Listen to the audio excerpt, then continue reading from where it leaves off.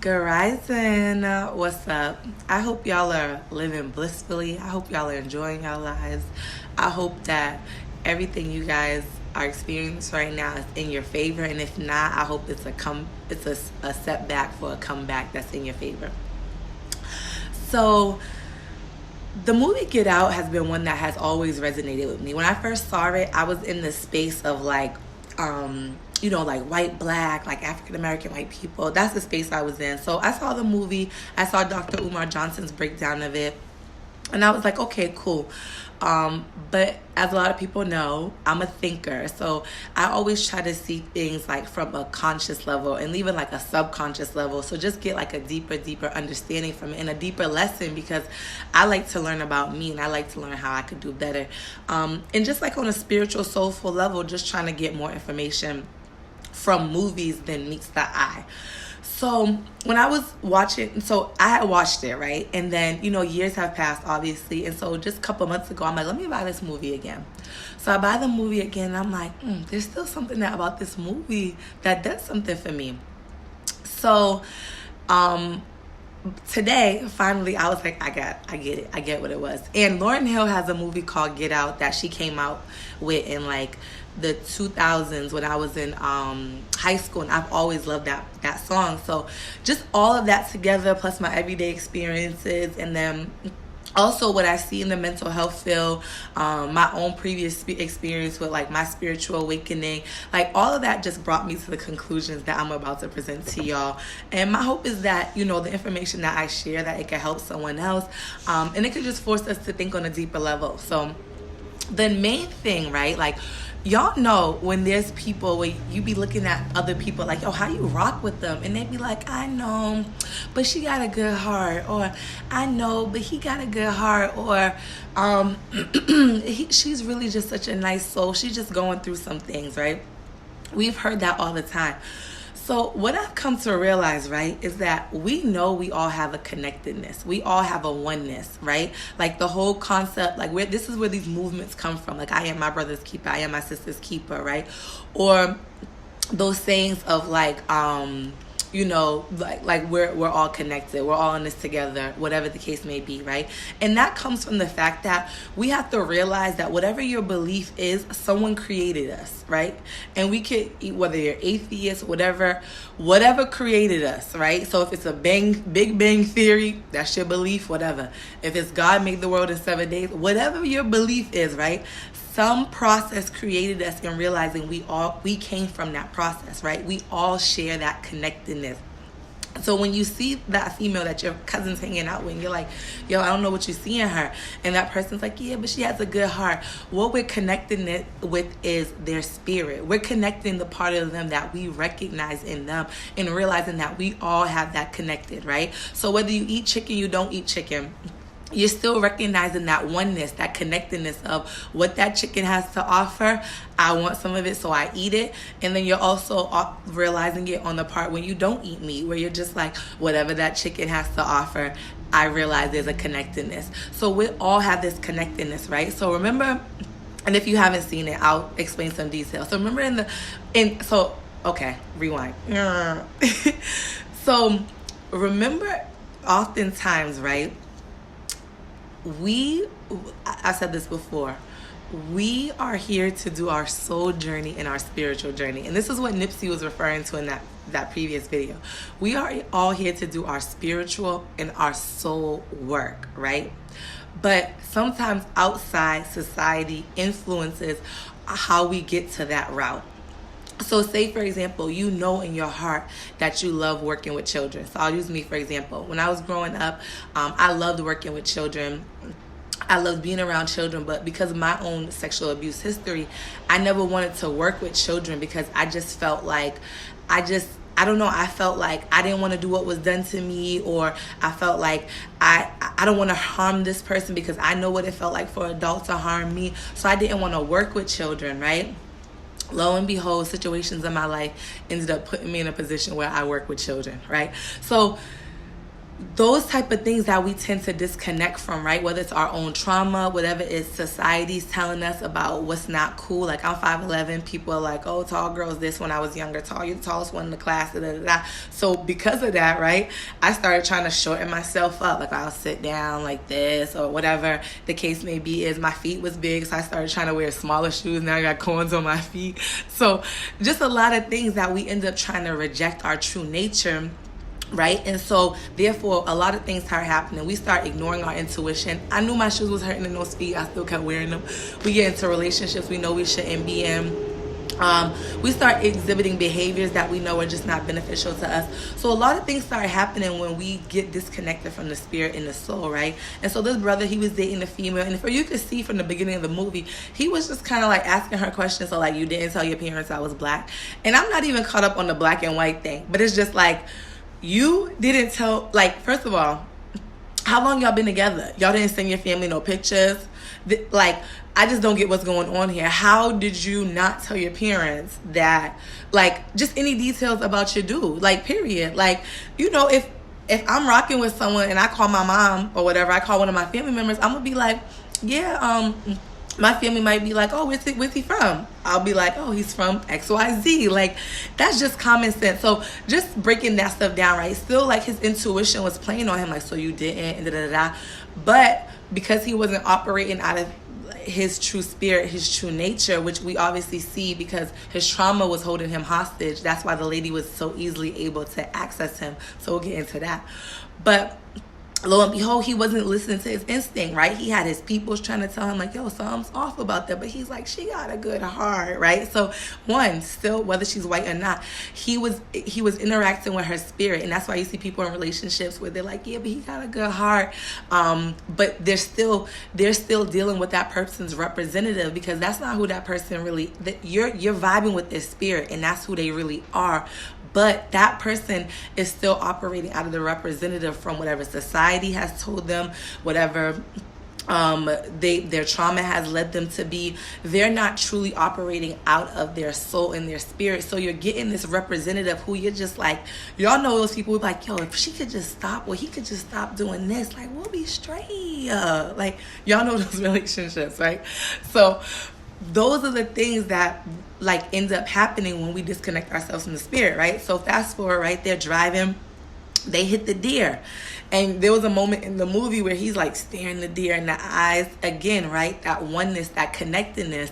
And y'all remember when we was younger, or maybe even now, y'all have family members who be like, oh, if a black cat cross your path, that's bad luck, right? That's still acknowledging, whatever it's positive or negative, our connectedness to nature. Because if a black cat walks across your path, you're giving that cat a connection to your life. So the same thing with that deer. He's staring at it because a part of him felt like, I see something in you. I see something in you. Like, there's something about what just happens that I'm connected to, like, that you're trying to signal me about. So, okay, fast forward, right? Like, he goes into these people's house, or whatever the case may be is, and still there's just things happening that he's kind of like, his intuition, but he still don't dip. And we do that on an everyday basis, right? We see things in our life that impact us, and we know for sure something was off about it. But because we're still fighting with, like, our spirit, our soul's trying to let us know, yo, you're not in that situation you want to be in. But the representative has told us, right? Like, our representative has told us, and some people call it the mask. So the mask or the representative has told us, like, nah, this is where you should be. But the spirit's still like, nah, bro, that's it, something's going on. So he goes into this house, he's getting all these red flags, and still he continues, right? And so there's a part where he meets another brother, right? And he kept saying, like, he was like, yo, this brother looks familiar or whatever. Again, he's recognizing the spirit of the brother. Even though the brother had been brainwashed at that point, he's like, hi, how you doing? He still recognized the spirit of that brother of like, yo, you're familiar to me. You're familiar. And he was just trying to like, yo, vibe with his spirit. Like, yo, cut all this little stuff you're doing out. Like, I'm trying to vibe with your spirit, right? And that's really what our day-to-day is like, is we're just trying to vibe with someone's spirit. And so when we see that positive in them, we tend to hold on, and we're trying to do whatever we can to snap them up out of that, because we're like, yo, there's a oneness in us, if you could just see that. And like maybe if we get on the same page, we could both blow this cover together of what's going on with these people, because I think something's weird here too. So, you know, then he ends up flashing the light in the guy's face, right? And that could also be a semblance of spirituality, but I won't go there. So he gets flashing the light in the guy's face, and then the guy kind of like snaps out of it, and he recognizes that oneness, and he's like, get out. Get out. Get out. Like, yo, get out. Right? And that could mean two things. That could mean get out of this environment, or that could be like get out of that representative, get out of that mask. Like, yo, start moving the way you know you should be moving so you can move up out of here. So, right, that part happens. Okay.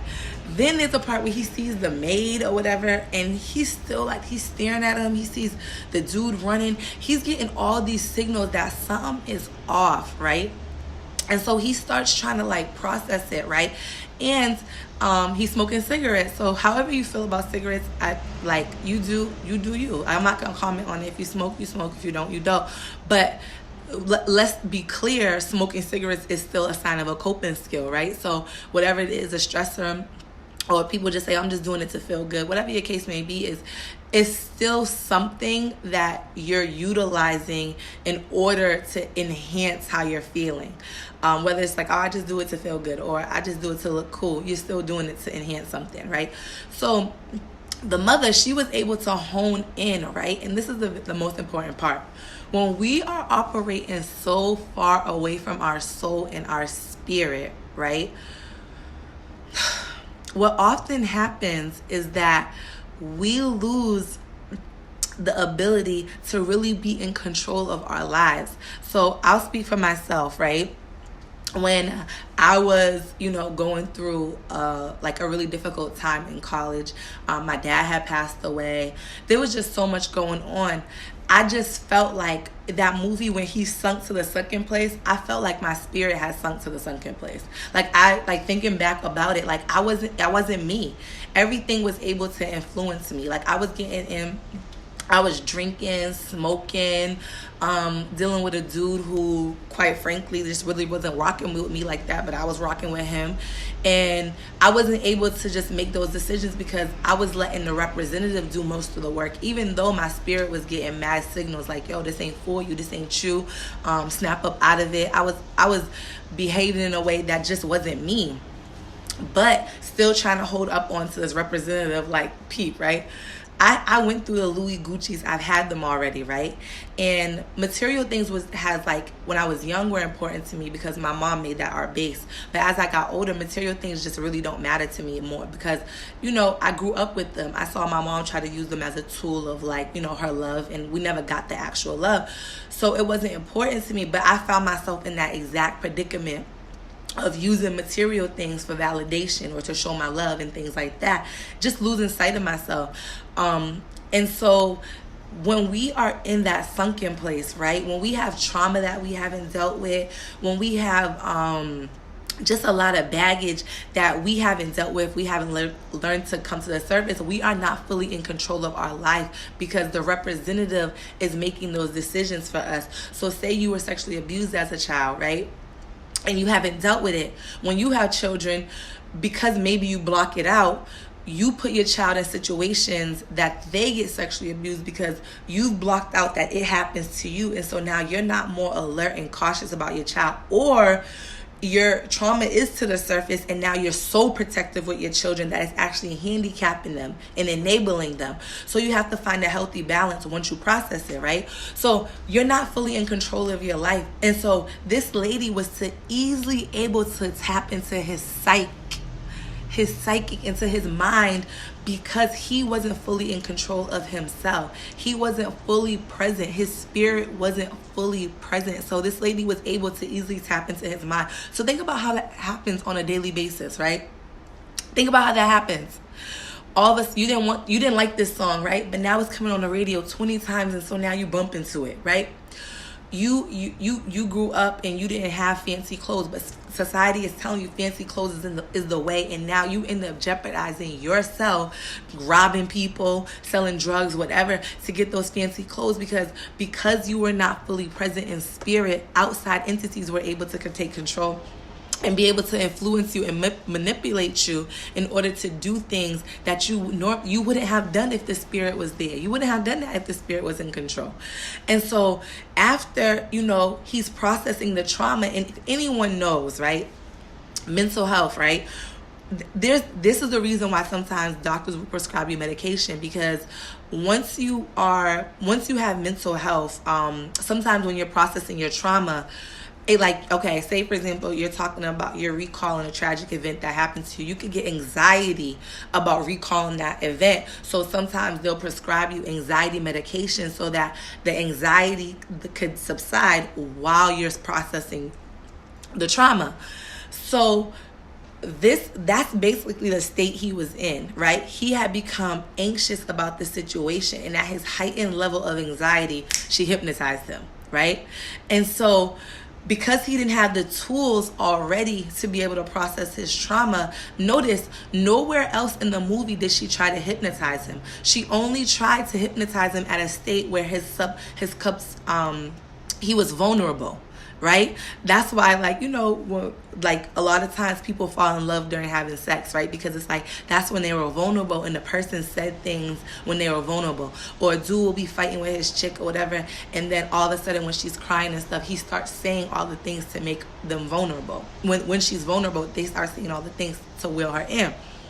So that's the most part that is important to me, is that when we are not operating out of true spirit, out of true soul, we are most receptive to being able for outside influences to be able to influence us, right? So whether or not we want to blame the government, we want to blame the hood, we want to blame our mamas who did this or our daddy who did this, the reality is that when we are not fully present in spirit and soul, and moving 100 and solid and grounded the way that we should, outside entities could easily influence us. So things you didn't, so say for instance, right, you a solid dude, you a solid female, right, or a solid woman, and you go through life and you feeling like you pretty real or whatever, and then next thing you know, you find yourself in compromising situations that you probably you wouldn't have done, but you find yourself in those situations because of outside influences, right? So say you a solid dude, whatever, just using the Dave Chappelle thing where he was asked to wear a dress, right? We've seen it in Hollywood, we've seen it in other places where people are asked to do things that they normally wouldn't do, but they do it. Like Kevin Hart, I remember there was an interview or something like that, he said he would never wear a dress, and then there was a movie where he was wearing a dress or whatever. And so I'm not saying this is a situation, but I'm saying things that you wouldn't normally do, you end up doing them because you're not necessarily completely grounded in spirit. And I don't know, maybe for Kevin Hart, it could have been that he grew up poor, he grew up without a lot, and he felt like he wouldn't have put on a dress, right? His spirit, his soul wouldn't have put on a dress, but he did it because his trauma, right, leaving him vulnerable, had in his mind, I'm never going back to what I came from. So I'm going to put on this dress so I could be straight and never go back there, right? So those are the type of things that our vulnerability ends up handicapping us because, not our vulnerability, sorry, our trauma ends up handicapping us, and the things that we don't process ends up handicapping us and allowing the representative to take control because we have not gotten grounded. We haven't taken the time to ground ourselves. And I'm guilty of this too. There's situations that I know I wouldn't have done had I been grounded and had I been healed, and had I acknowledged the demons that I had to face. And when I say demons, I just be de-manning us, the things that are de-manning, okay? Things that are taken away from you, your process of being man, of being spirit. And so throughout the movie, right, he goes and, like I said, just remember the fact, right, that she did not hypnotize him any other time. It was only when he was vulnerable. And that's what I want us to remember. Please, if you take away one thing, just remember that he was hypnotized when he was vulnerable, period, okay? So the movie goes on, right, and he's fighting. He's basically fighting to come back to the surface. He's fighting to come back to the surface, as we all are. Like, we are all fighting to come back to the surface. So he fights to come back to the surface. He keeps fighting, and he just snaps out of it. So once you start fighting to come back to the surface, and a higher power could be my witness, things start falling into place. There was things I remember during my spiritual awakening that I was doing that I was like, God, I don't know what's going on, but give me a sign. Give me a sign that I'm just not crazy. Give me a sign. And there was things that was coming to the surface that I was like, yo, all right, cool. This is where it's at. So he started getting signs. Something led him to the closet, the phone situation, just different things started happening, right? And so then that's when he really snapped out of like, nah, we gotta go. We gotta go. And then as it wasn't clear enough for her, right? Like, and how many of us do this, right? We start feeling like someone's shaky, and we try to give them a better benefit of the doubt. And it's not till they make it clear on their true colors. Forget that we've had 50,000 warnings. We wait until they make it clear to us. She was like, no, we're not going anywhere. And he was like, oh. So then he was still in a delusion because he couldn't believe it, right? And so we see him still trying to like fight, like he's there, but he don't really get it. And that's what we be doing spiritually, right? We're fighting with ourselves for our true soul to come to surface, but we're still wrestling with it because we don't want to let go of the representative, because the representative made us feel safe, right? The representatives made us feel like, nah, we're good, like we're good. No, but then the spirit is like, no, there's something going on here, like let's address this. So then he's watching the movie, he's watching that little video, he's hand strapped to the thing and he's watching the video, whatever, and it clicks. It finally clicked for him where he's like, nah. He figured out, put that cotton in his ears or whatever, and he woke up. He was spiritually awake at that point. And it had some realization for him. It had some realization to the point that when he got out that house, like, grandma could get it, grandpa could get it. Like, he was like, anybody could get it up around here. Anybody could get it. Grandma's looking, old lady, you can get it. I don't care if you black or not. He's like, you can get it. And that's the energy you got to be on once you wake up. Once your spirit wakes up, you got to treat that representative like an enemy, because it's all the things that represent the delusion and the falseness that you've believed. So you got to wake up. When you come out from your spiritual awakening, you got to wake up like, now we got drum. Wake up like it's a full-blown war you got with your representative, because they haven't been representing you right. So when he get out that parking lot, the old lady's like, please. He's like, nah, you can get it too. Like, and he was like, let's get up out of here, right? So that signified him trying to fight through his spirit, fight through. And this is just my processing. I haven't met the director, but this is how I was able to process it to get some healing for myself. Because, outside of white and black, whatever the case may be, I'm operating on something a little bit deeper. Because for me, it's like, I'm not here to be in a race war. I'm not here to have hate in my heart. Of course, I love my own people. That's just down to the bone. But at the same time, I'm not here to make you my enemy. I don't care what you could do, what you do over there. But again, realizing that oneness, right? So you could do what you do over there, and I'm going to probably be affected by it, but I'm going to deal with it. So he got up out of there, and he was just like, bye. Everybody could get it. Grandma got it. Grandpa got it. Whoever. The girlfriend, she got it. And that's really what it felt like in this spiritual awakening. Anybody who's trying to bring the representative back, he's like, you see how hard I just fought to get out of the house? You think I'm going to go back in it? Nah. So he fought. And when he had that realization, nothing could pull him back into it. He was just like, no. He didn't care. He was bruised up. He was ready to die, to be like, nah, this ain't what I'm doing. I'm not adhering to allowing like the other guy, the dude in the video, I'm not going to allow y'all to completely take over my body. That's basically what he was saying. He said he was willing to die to not let the outside world and whatever agenda these people had to take over his body. He was like, no, thank you. Not today, not tomorrow, not anymore. And if I got to die to make sure it happens, we just gonna be dead.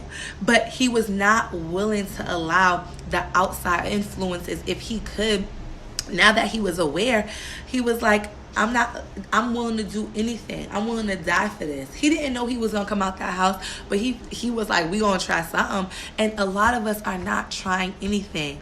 We see that something's going on. We see that something don't resonate with our soul, and yet what are we doing? What are we doing? We're still going along with the representative, just hoping that it'll work out. Oh, I'm going to smoke a blunt today in the hopes that the representative will just keep representing for me. But the whole time, spirit is like, the reason you smoking is because you're trying to deny your true nature. That's the reason. And I'm not saying that that's how people smoking weed. I don't know. Right? But I'm just giving an example. Whether it's a cigarette, whatever it's drinking, whether it's heroin, whatever the case may be, is you're trying to avoid something from coming up. Right? And so a lot of times you'll hear people like, yeah, I gotta smoke a blunt to go to bed, because that's when you're in your most vulnerable state, right? And so those thoughts come up that you should be addressing ideally, but it's hard for everybody. And so a lot of us are just, we're fighting to keep the representative when we should be fighting to get the representative out so that outside influences don't have no control over us. So that's just my breakdown of it. And of course, I didn't break down the whole movie. I just did some of it because I wanted to make my point clear. Just in terms of like why it's so important to recognize, right? And when people, this is my only thing, right? Being a therapist, the thing that frustrates me the most, and I get it, you know, sometimes like a lot of people don't believe in some type of higher power. Like if you believe in the Big Bang Theory, sometimes you need science to explain everything. So it's harder to see the spirituality of it. So oftentimes in the mental health field, it's always so focused on visible results and not the invisible results. So oftentimes mental health and spirituality, like they'll talk about mental health, they'll talk about spirituality in relation to mental health, where it's kind of like, who, like a form of resilience, right? Like, oh, okay, is your faith is a strength. So like you go to church every day, that's a strength. You have a group of people who will be able to, like, you know, if you're thinking about suicidal things, you have a group of people that will lead you in the direction. But we don't often talk about mental health and spiritual health in terms of trying to align the two, right? Because if your spirit is telling you that you should be free, but your mind is telling you that this representative who's holding you in captivity is actually what's going to is actually what's better for you, you have to align them. And when I say align them, I'm not saying, you know, you have to choose one or the other. But what I'm saying, I'm not saying that you have to get rid of your beliefs, but make it make sense for you so that you're completely grounded, right? Like you're completely grounded once you align them. So it's like, okay, for instance, right, if in your spirit, right, you know that the job you live in, that you work in, or the state you live in is not what you want to do, but your mind is saying to you, no, but if we move, or if we go to another job, we're going to have to start over, and we don't want to start over, right? You're going to have conflict. Your body's going like, your head's going that way, your spirit's going this way, right? Your body's ready to move on, and your head's still trying to stay there, right? So those are the things that are important to realize. Whether you just want to try to keep getting your spirit online, like, no, we're staying at this job, the spirit's still going to let you know, boo, your mind is not what controls things. Your mind is not what controls things. Your mind helps what's in your spirit to manifest, right? Like your mind helps what's in your spirit to manifest. So if in your spirit, right, you know for sure that, you know, you don't really care for mere material things, but your mind is telling you, but we got to get it because other people will notice us. You'll have a situation in your life where you end up really aligning with your spirit and realizing, and whether you create a balance where, okay, material things isn't the God, but you end up finding a balance where you're like, okay, I'm spiritually grounded, and now because I got spiritually grounded, now the material things are an option for me, right? So those are the things that are important to consider. This video is already so long. It's like 30 minutes long, but I was just speaking from a higher power, put that on my chest to say that. And I learned too from these videos. So thank you for watching. If you stayed this 30 minutes, I appreciate you. And I'll just try to do different different processing of different movies. My schedule will be a little bit busy. I don't like to say the word busy because I make time. My schedule will just be all over the place sometimes. No, I'm lying. It don't be all over the place. I be doing exactly what I want to do on my schedule. Let me say that. And sometimes I make these videos whenever it feels conducive to my spirit. And so I'm trying to get into doing them more. Getting used to the camera is still new to me. Just sitting in front of the camera, that's still new to me. So just bear with me. Like, I hope you know my heart's in it, but I just have to move at a time that's conducive to me to make sure I give you the energy. Because I don't want to be sitting up here giving videos like, yes. So this no, I want to be able to be in the video like, so keep bearing with me as I be transparent with you. I hope y'all be transparent with me. Have a beautiful day. Thank you.